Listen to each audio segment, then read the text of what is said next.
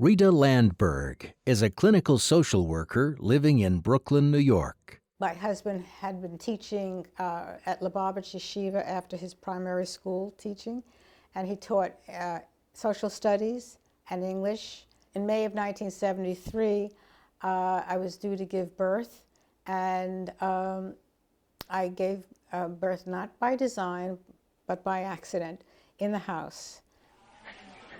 I have a hard time telling the story, but I'll do it.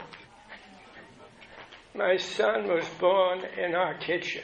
He was taken to the hospital, and he was blinded by a technician who put 70 times the amount of silver nitrate in his eye. She took the wrong silver nitrate, which is what is typically used for a baby, either to cauterize the navel or for silver nitrate drops for the eyes. But she took the wrong silver nitrate, and she took the one that's to cauterize the navel, and she dropped it into his eyes. And of course, his eyes were burned. The corneas were burned. They were completely opaque. His entire face was swollen.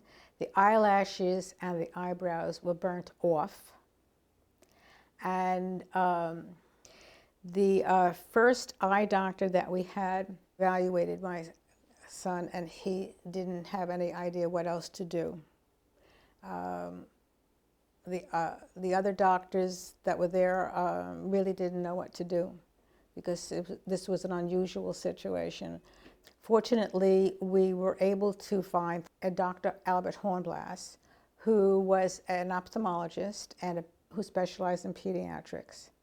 There was a consideration of corneal transplants, but they didn't decide to do that. They decided to try antibiotics first, which did not help or work.